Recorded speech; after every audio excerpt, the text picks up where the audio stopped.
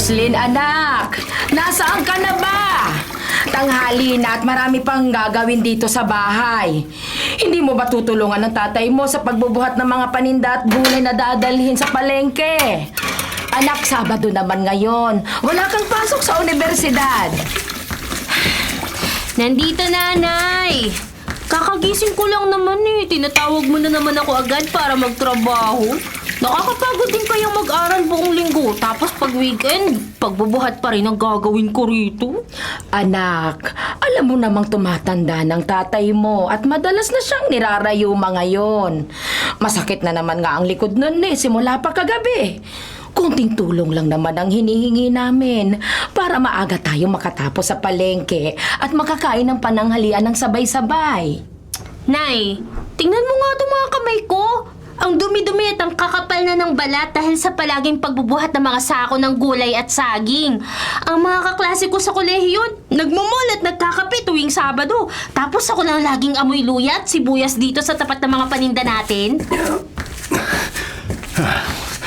Oh, bakit kayo nag-aaway riyan sa kusina, ha? Ay, Roslyn, anak, huwag kang magsalita ng ganyan sa nanay mo. Hindi magandang pakinggan yan, ha? Ginagawa namin ang lahat ng pagpapakapagod para sa pag-aaral mo sa universidad. Kaya, konting tiis na lang. Malapit ka na rin makatapos. Tiis? Tay, simula nung bata ako hanggang ngayon, nagdalaga na ako. Puro tiis na lang ang naririnig ko sa inyo. Bakit ba kasi napakahirap natin? Bakit ang mga simpleng bagay na gusto ko hindi natin mabili-bili? Kailangan ko ng bagong cellphone ngayon para sa mga project ko sa school, pero ang laging sagot nyo, wala tayong pera. Roslyn, pinag-iipunan naman namin ng tatay mo yan. At alam mo namang kapos na kapos tayo ngayon dahil sa pagtaas ng upa natin sa pwesto sa palengke. At umina rin ang benta ng mga gulay nitong mga nakaraang buwan. Ay, ewan ko sa inyo. Kung minsan nga naiisip ko kung bakit ba sa inyo pa ako pinanganak. Bakit sa dinami-dami ng mga pamilya, dito pa ako napunta sa napakahirap na buhay na to? Bakit hindi na lang sa mayaman na pamilya para hindi ako nagtsatsaga sa ganito karuming paligid? Roslyn! Sumusobra na yung dila mo, ha? Huwag mo namang hamakin ng ganyan ang kahirapan namin ng nanay mo. Binigay namin sa'yo ang lahat ng kaya naming ibigay. Hindi ka namin ginutom kahit kailan, anak. Pero hindi sapat yung pagkain lang, Tay. Hindi sapat yung ganitong buhay na walang asenso. Napapagod na ako mapag-iwanan ng mga kaibigan ko. Roslyn, anak! Bumalik ka rito! Huwag mong talikuran at bastusin ang tatay mo ng ganyan! Roslyn! Maglalakad-lakad muna ako sa labas. Ayoko muna kayo makita o makasama dito sa bahay.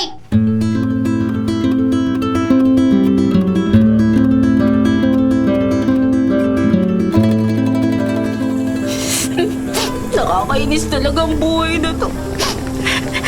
Bakit ba kasi sa dinami-dami ng pamilya? Dito pa ako napunta sa pamilyang walang pera. Palagi na lang kulang. Palaging tinitipid lahat ng bagay. Sandali lang, miss. Ikaw ba si Roslyn? Roslyn Santos ang buo mong pangalan, hindi ba? Opo. Ako nga po si Roslyn. Sino po sila? Bakit alam niyo po ang pangalan ko? Tsaka bakit ganyan niyo ako tinitingnan? Diyos ko! Ikaw nga talaga! Ang mga mata na yan, ang hugis ng mukha mo. Hindi ako pwede magkamali. Kamukhang-kamukha mo ang yumaong ama mo.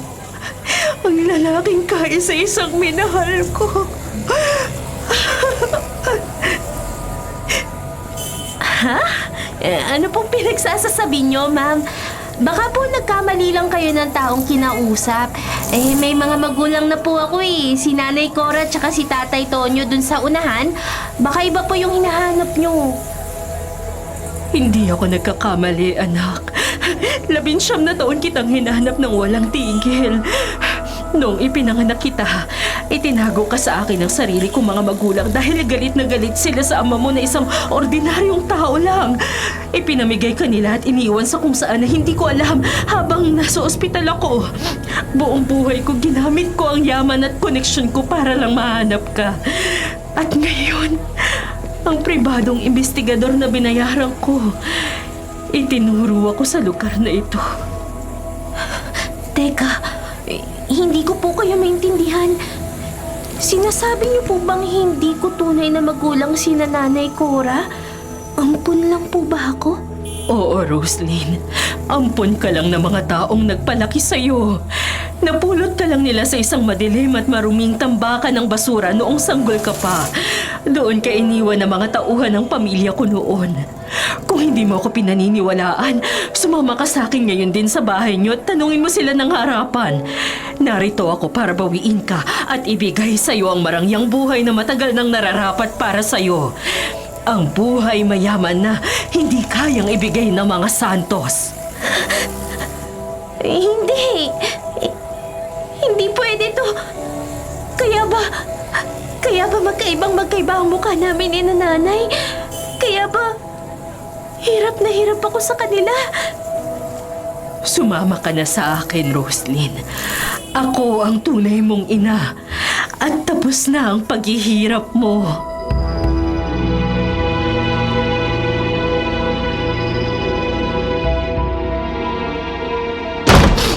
Nay! Tay! Sagutin niyo ako ngayon din! Lumabas kayo dyan! Nay! Roslyn! Anak ko! Oh, Diyos ko! Bakit ka ba sumisigaw? At bakit ka umiiyak ng ganyan? At sino yung kasama mo na mukhang mayaman at pumasok na lang bigla sa bahay natin? Ay, sino po kayo, ma'am? Ano pong kailangan nyo sa loob ng pamamahay namin? Bakit nyo po kasama yung anak ko? Hindi niyo na siya anak simula sa araw na ito, Mr. and Mrs. Santos. Ako si Mercedes, ang biological na ina ng batang pinulot niyo rito sa Nayon 19 na taon nang nakakalipas. Narito ako ngayon para kunin ang dugot naman ko. Oh, Diyos ko! Hindi ito maaari. Tonyo, ang lihim natin. Ay, ano bang pinagsasabi mo, ha? Umalis ka sa bahay namin. Kami ang magulang ni Roslyn. Kami ang nagpuyat, nagpakain at nagpalaki sa kanya. Wala kang karapatang pumasok dito at sabihin yan! Tay, pwede ba? Huwag niyo muna siyang itaboy. Sagutin niyo muna ang tanong ko ngayon din. Totoo bang sinasabi niyo? Totoo bang napulot niyo lang ako sa basurahan nung sanggol ako? Ampon lang ba talaga ako sa pamilyang to? Roslyn, anak. Patawarin mo kami ng tatay mo. Gustong-gusto ka naming sabihin noon pa. Pero natatakot kami. Makakamuhian mo kami o kaya layasan mo kami kapag nalaman mo ang totoo. Na hindi kami ang tunay mong mga magulang, anak. Di totoo nga. Lahat ng pag-aaruga niyo buong buhay ko. Namuhay ako sa malaking kasinungalingan. Kaya pala magkaibang itsura natin. Kaya pala hirap na hirap kayong ibigay ang mga hiling ko dahil hindi niyo naman talaga ako sariling dugot naman. Anak. Kaya niyo ako pinagtititipid palagi dahil nabulot niyo lang ako. Roslyn! Roslyn, huwag mo saktan ang nanay mo ng ganyang mga salita. Kahit napulot ka lang namin sa karton sa gitna ng bagyo, minahal ka namin ng higit pa sa sarili naming mga buhay.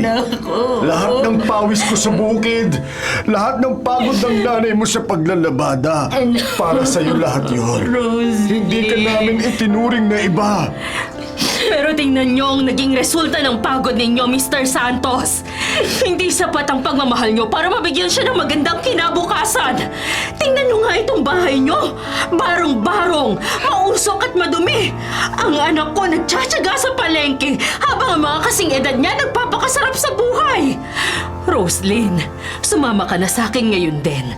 Doon sa mansyon ko sa syudad. Lahat ng luho mo ibibigay ko sa iyo. Makakapag-aral ka sa pinakamahal na paaralan.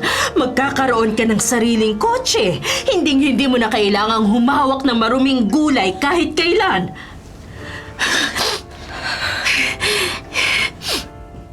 Sasama po ako sa inyo. Anak. Sasama ako sa totoo kong nanay. Ayoko na sa buhay hirap na to! Ayoko na magtiis sa gutom at walang katapusang pagtitipid araw-araw! Roslyn, anak, makiusap. Huwag mo kaming iwan ng tatay mo. Anak, mamamatay kami sa lungkot. Nakikiusap ako, anak. Dito ka lang. Dito ka lang sa amin, anak. Patawad, pero ito ang gusto ko. Ayoko na mabuhay sa hirap at kasinungalingan. Kakalimutan ko na ang lugar na to! Mabuting desisyon na, anak. Tara na. Naghihintay na ang driver sa labas.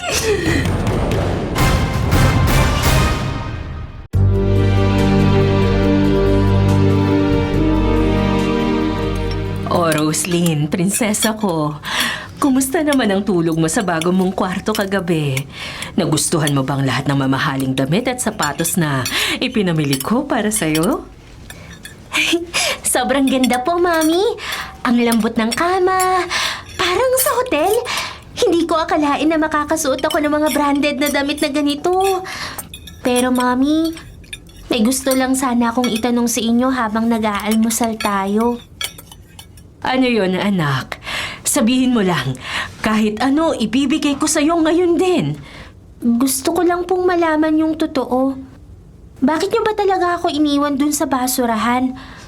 Bakit niyo hinayaang mapunta ako kina Nanay Cora kung mayaman naman kayo?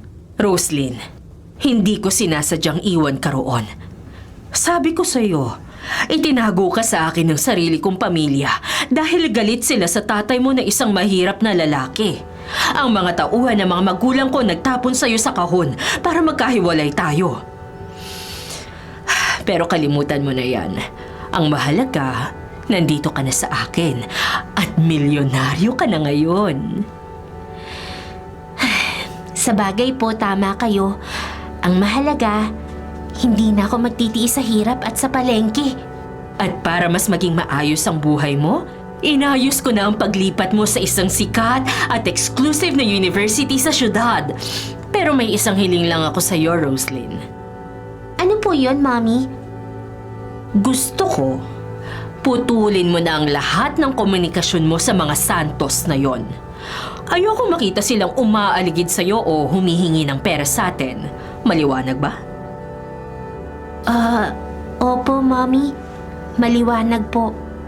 Hindi ko na po sila kakausapin kahit kailan.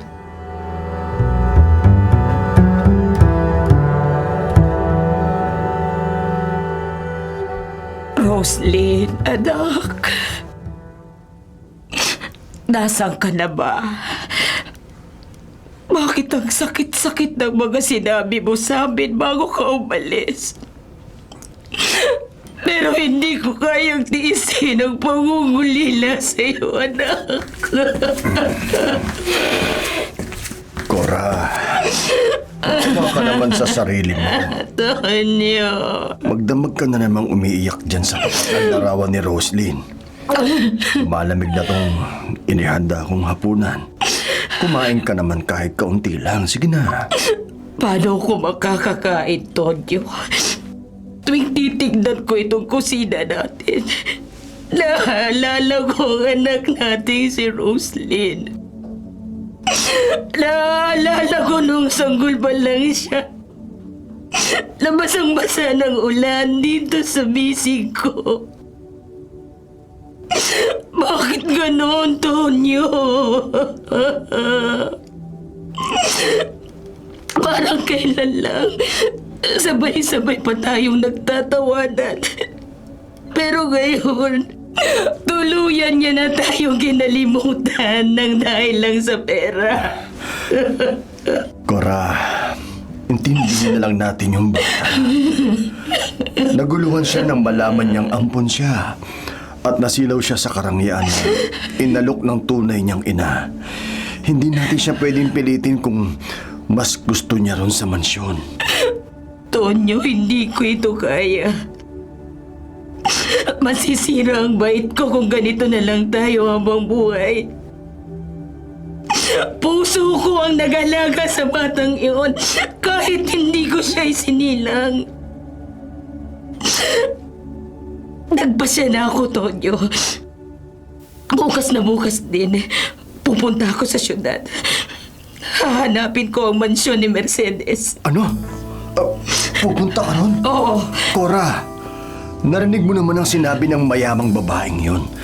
Binalaan niya tayo. Baka saktan ka lang nila o ipagtabuyan ng mga guard doon. wala akong pakialam kung ipagtabuyan man nila ako, Tonyo. Kahit sa labas lang ng gate, gusto kong makita ang anak ko. Gusto kong malaman kung maayos ba ang lagay niya o kung pinapakain ba siya ng tama ng Mercedes na yon. Gagawin ko siya ng paborito niyang kakanin. Dadalhin ko sa kanya bukas, Tonyo. Kung talagang buo na ang loob mo, sige. Pero sasamahan kita hanggang sa labas ng gate ng subdivision nila, ha? Hindi ko kayang pabayaan ka na mag-isa ron habang masakit ang likod ko. Mag-ingat tayo bukas, Cora. Salamat, Tonyo. Kahit anong mangyari, hindi ko susukuan ng anak natin. Hindi!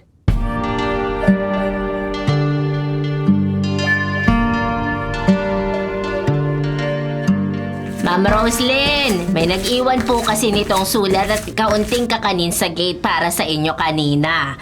Sabi ng matandang babae at lalaki, ibigay ko raw po sa inyo ng personal. Mga magulang nyo raw po sila. Ay, ganun ba? Sige na, iwan mo na yan dyan sa mesa at bumalik ka na sa trabaho mo sa kusina. Sige po, Ma'am Roslyn. Roslyn, anak ko. Kumusta ka na riyan sa bago mong tahanan? Sana ay mabuti ang kalagayan mo. Ang nanay mo ay laging umiiyak gabi-gabi dahil nangungulila sa'yo. Gumawa siya ng paborito mong biko. Sana ay makain mo ito. Hindi kami nagagalit sa'yo, anak. Mahal na mahal ka pa rin namin. Kung kailangan mo kami, laging nakabukas ang pinto ng bahay natin para sa'yo. Nagmamahal, Tatay Tonyo.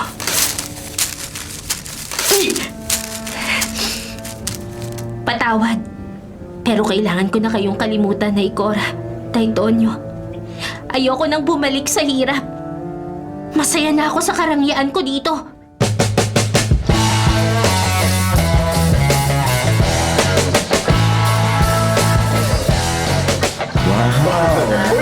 Ano dala mong car ngayon? Bye, Roslyn! Wanna join us? Sige na guys, una na ako Take care, ha? Take care. Hinihintay na ako ng driver ko sa labas ng gate eh. Alright, see you soon. Okay, bukas na lang Okay natin na. ituloy yung plano natin sa mall. Saba tayo muna. Roslyn! Roslyn! Anak ko, sandali lang pag-iusap. Anak! My God! Si Nanay Cora! Bakit siya nandito sa school ko? Nakakahiya sa mga kaklase ko. Salamat sa Diyos, anak. Naabutan din kita. Kanina pa ako nag-aabang dito sa labas ng gate ng universidad mo. May baon akong kakanin para sa'yo, anak. Paborito mo ito, di ba? Nay! Ano bang ginagawa niyo rito? Paano niyo nalaman yung school ko? At saka bakit mo ba ako inahabol dito sa labas ng gate? Pwede ba? Huwag niyo akong hawakan. Nakatingin yung mga friends ko. Anak, nag-aalala lang naman ako sa'yo. Ilang buwan ka na kasing hindi tumatawag o nagpaparamdam, sabi ng tatay mo. Simula nung sumama ka kay Mercedes, gabi-gabi akong hindi makatulog dahil nangungulila ako sa'yo, anak. Nay, hindi ba malinaw ang usapan natin bago ako umalis ng bahay? Masaya na ako sa buhay ko ngayon kasama si Mommy Mercedes. Mayaman na ako. Hindi ko na kailangan ng kakanin o ng kahit anong galing sa inyo. At saka, bakit niyo ba ako hinahanap? Kung talagang mahal niyo ako, bakit hinayaan niyo ako lumaki sa hirap habang si Mommy Mercedes pala, milyonaryo? Roslyn, anak, huwag kang magsalita ng ganyan. Hindi namin ginusto na maging mahirap.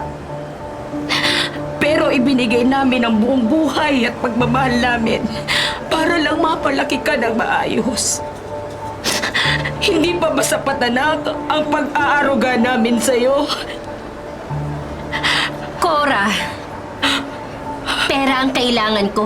Hindi puro drama. Pwede ba umalis ka na nga rito sa school ko? Anak, Huwag ka nang babalik o aaligid pa rito kahit kailan kasi nakakahiya. Yung mga friends ko nandiyan, nakikita nilang may kamag-anak akong mukhang katulong. napakasakit ng mga sinabi mo, Roslyn.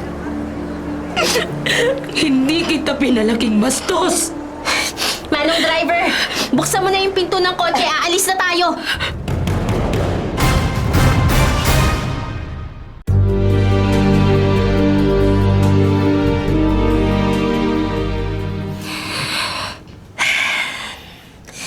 Isang taon na rin pala ang nakalipas mula nung sumama ako kay Mommy Mercedes dito sa mansyon. Meron akong sariling kotse, mamahaling gamit, tsaka mga sikat na kaibigan sa university. Pero bakit ganitong nararamdaman ko ngayon? Bakit pakiramdam ko ang lungkot ko pa rin at tsaka parang laging may kulang? Roslyn, bakit nakatunganga ka lang dyan sa kama mo? Hindi ba't sinabi ko sa'yo na dumalo ka sa salo-salo ng mga kasosyo ko sa negosyo ngayong gabi? Kailangan mong makipagkilala sa mga anak ng mga senador at sa mga negosyante para sa imahe ng pamilya natin. Mami, medyo masama po kasi ang pakiramdam ko ngayong gabi. Ang sakit po ng ulo ko tsaka nahihilo ako. Pwede po bang dito na lang muna ako sa kwarto ko para makapagpahinga? Masakit ang ulo? Roslyn, wala kang karapatang magkasakit kung kailan kailangan kita sa harap ng mga kliyente ko. Ang dami-daming perang ginagastos ko buwan-buwan para sa mga damit mo at sa pag-aaral mo. Gusto ko maging perpekto ka sa harap ng mga kaibigan ko para hindi nila mapansin na galing ka sa pamilyang mahirap. Mami, ganyan na ba talagang tingin niyo sa akin mula nung kunin niyo ko? Gagamitin niyo ako para lang sa negosyo at para sa image ninyo sa lipunan? Akala ko ba hinahanap niyo ako noon dahil mahal niyo ako bilang anak? Siyempre mahal kita dahil tunay kitang dugot laman. Pero tandaan mo, ako ang nag-ahon sa'yo sa karumihan ng palengke at nagbigay sa'yo ng marangyang buhay na to. Kaya dapat lang nasundin mo ang lahat ng gusto ko nang walang reklamo. Mag-ayos ka na ngayon din. Ayoko mapahiya sa mga bisita ko mamaya. Pera? Puro na lang pera, negosyo, imahe. Yun lang ang mahalaga sa'yo, Mami. Naalala ko tuloy nung nagkakasakit ako kina Nanay Cora. Kahit wala silang pera, magdamag silang nagpupuyat sa tabi ko para punasan ako ng basang tuwalya at ipagluto ng mainit na sopas habang hinahaplos ang buhok ko nang walang sumisigaw sa akin. Miss na miss ko na sila.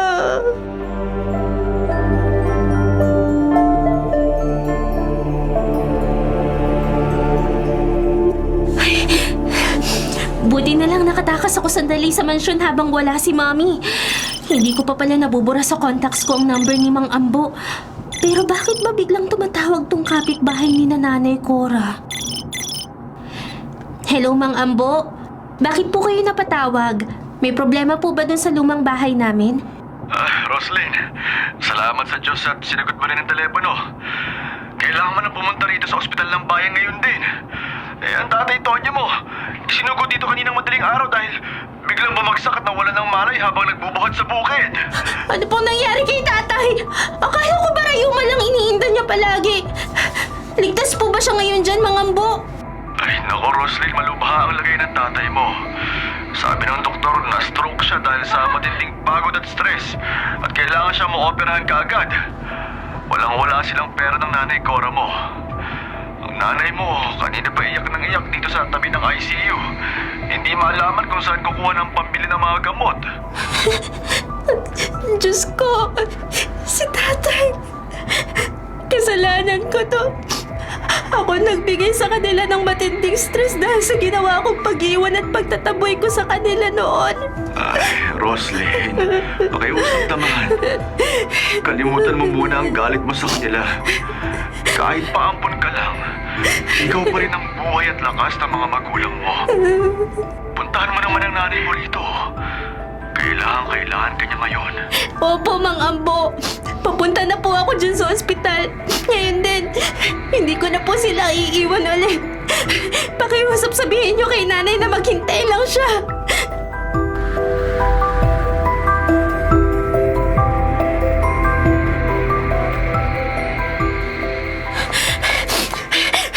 Nay! Nanay Cora! Nasaan po kayo? Patawarin niyo po ako! Nandito na po ako! Roslyn, anak, ikaw ba talaga yan? Hindi ba ako namamalik mata lang, anak? Anak! Anak ko! Nay, ako nga po ito. Anak, Roslyn. Nay, patawarin niyo po ako. Patawarin niyo ako sa lahat ng mga kasalanan ko. Sa kabastusan ko. Tsaka sa pagtataboy ko sa inyo sa school ko dati. Napakasama ng ugali ko, nanay. Nasilaw ako sa pera ni Mami Mercedes pero puro lungkot lang ang nakuha ko dun sa mansyon. Anak, tapos na yun. Pinatawad ka na namin ng tatay mo bago ka pa humingi ng tawad. Ang mahalaga, nandito ka na ngayon sa tabi namin. Roslyn, anak, walang magulang ang kayang magtanim ng galit sa kanyang sariling anak. Anak ko. Nay, kumusta po si tatay? Ano pong sabi ng mga doktor sa loob? Ligtas po ba ang buhay niya? Critical pa rin ang lagay ng tatay, Tonyo mo. Sabi ng doktor, anak, kailangan daw siyang maoperahan sa lalong madaling panahon para matanggal ang bara sa utak niya. Pero anak, saan tayo kukuha ng 200,000 piso para sa deposito pa lang ng ospital?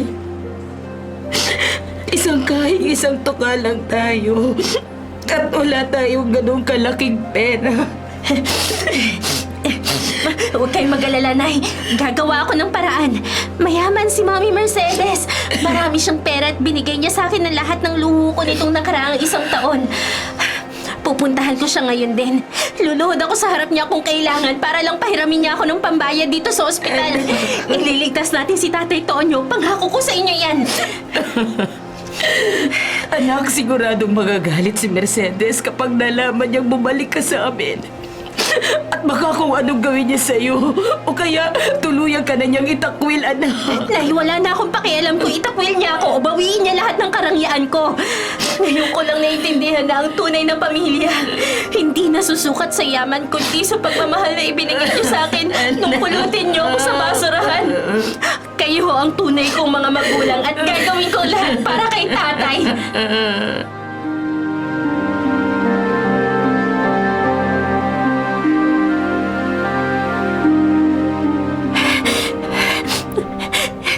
Mami, pakiusap po. Nagmamakaawa ako sa inyo. Tulungan niyo po si Tatay Tonyo. Nasa ospital po siya ngayon at malubha ang kalagayan niya kasi na-stroke siya. Tumayo ka nga riyan, Roslyn. Nakakahiyang tingnan na nakaluhod ka sa sahig dahil lang sa isang mahirap na lalaki. At bakit ko naman tutulungan ng pamilyang yan? Hindi ba't sinabi ko na sa'yo noon na putulin mo na ang lahat ng komunikasyon mo sa kanila? Mami, naging mabuti silang magulang sa akin. Sila nagpalaki sa akin ng 19 na taon.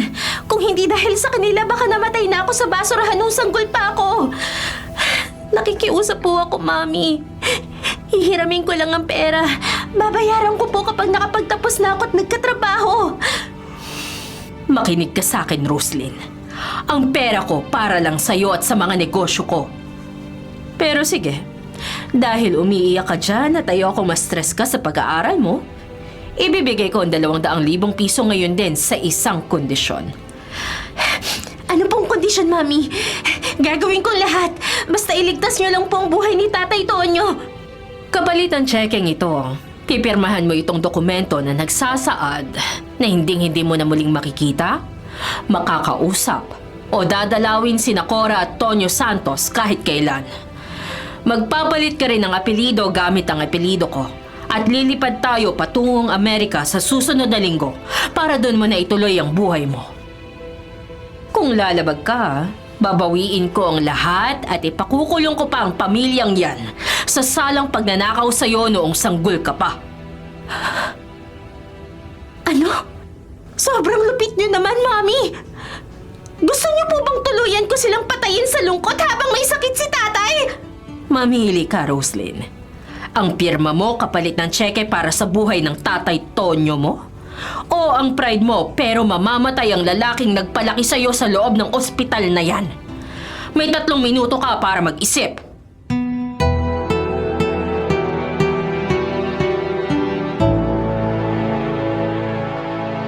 Tapos ng 3 minuto mo, Roslyn. Pipirmahan mo ba itong kasunduan at kukunin ang pera para sa operasyon ng tatay mo? O hahayaan mo na lang siyang mamatay sa ospital?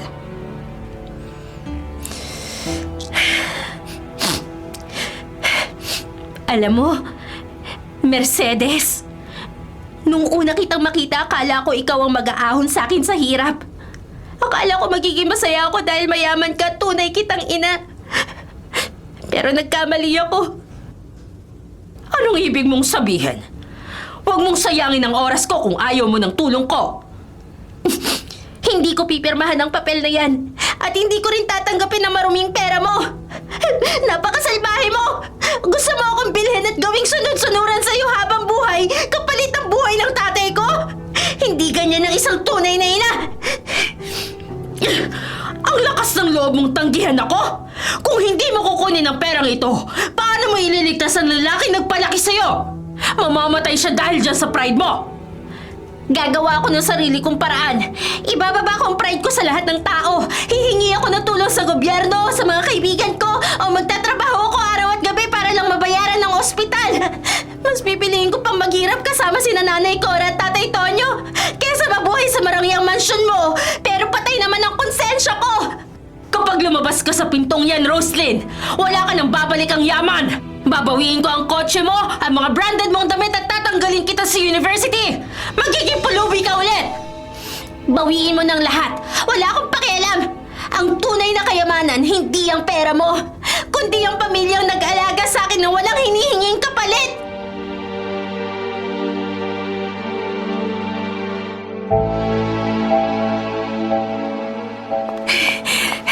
Nay, may magandang balita po ako. Ligtas na po ang buhay ni Tatay Tonyo. Ma-operahan na siya ngayon din. Oh, Diyos ko. Salamat, anak. Pero paano nangyari yun? Nabigyan ka ba ng pera ni Mercedes? Pumayag ba siyang tulungan tayo, anak? Hindi po, Inay. Napakasama ng ugali niya. Gusto niyang pumirma ako sa kasunduang hindi ko na kayo makikita kapalit ng pera niya. Kaya tinanggihan ko siya, tuluyan na akong umalis sa mansyon niya. Kung ganon, anak, saan mo nakuha ang pambayad sa deposito ng ospital? Ginamit ko po lahat ng naipon kong allowance at mga perang ibinigay niya sa akin nitong nakaraang 1 taon na itinabi ko sa bank account ko. Kasya po yun para sa paunang bayad. At saka, may mas magandang balita po ako, Inay. Ano yun, anak ko? Lumapit po ako sa isang social worker ng ospital kanina. Inaprubahan po ng isang malaking foundation ng kaso ni tatay.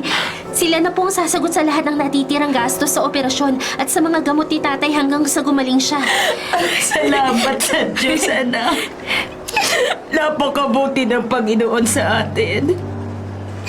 At patawarin mo kami, anak. Kung wala kaming naitulong sa'yo, kundi puro hirap lamang. Nay, huwag niyo pong sabihin yan. Ako nga po dapat ang humingi ng tawad sa inyo. Ngayon ko lang na-realize na ang tunay na kayamanan. Hindi ang pera o marangyang mansyon ni Mercedes, kundi ang pagmamahal ninyo ni tatay na nagpalaki sa akin. Hindi ko na po kayo iiwan ulit, Nay. Magpapakabait na po ako at magtutulungan tayo. Mahal na mahal ka namin, Roslyn. Ihintayin natin ang pagising ng tatay mo nang magkakasama.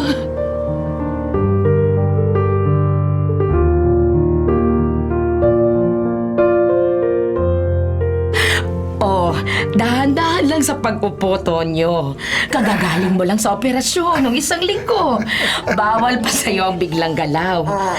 Heto, ipinagluto kita ng mainit na sopas para lumakas ka kaagad. Salamat, Cora. Napakasarap mabuhay at makabalik dito sa munti nating bahay. Akala ko talaga hindi ko na kayo makakasamang muli.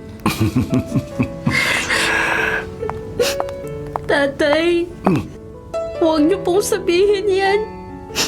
Kung nawala po kayo, hindi ko po mapapatawad ang sarili ko. Patawarin niyo po ako kung naging masama akong anak sa inyo.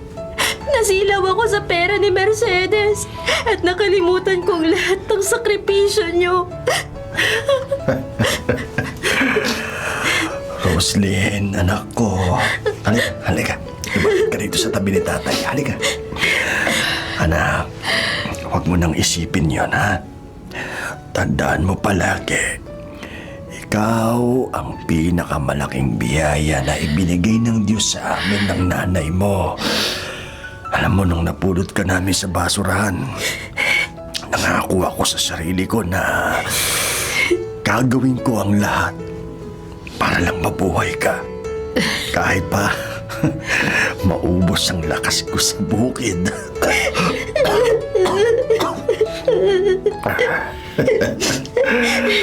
Kayo po ang tunay kong mga magulang. Walang halagahang mansyon o milyong pera ni Mercedes kung ang kapalit naman, mawawala kayo sa buhay ko. Doon ko napatunayan na ang tunay na kayamanan hindi nabibili ng kahit anong pera. Ang tunay na kayamanan, ang pag-ibig ninyo ni nanay na nagligtas at nagpalaki sa akin. Tama ang anak natin, Tonyo. Mayaman tayo dahil magkakasama tayo. At puno ng pagmamahal ang ating tahanan. Tama ka. Salamat sa Diyos. Dahil binuo niyang muli ang pamilya natin. Anak. Mahal na mahal ka namin, anak. Mahal na mahal ko rin po kayo, inay. Tay, hindi ko na po kayo iiwan kahit kailan.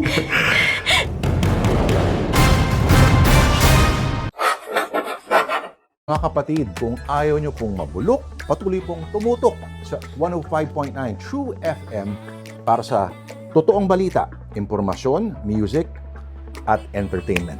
Mag-subscribe po sa aming YouTube channel, pati na rin sa podcast namin at sundan kami sa Facebook, sa Instagram, X, at TikTok sa @True Network PH. Bisitahin ang aming website, bagong-bago, sariwang-sariwa, truefm.ph. Kami ang 105.9 True FM, laging true sa'yo, kapatid.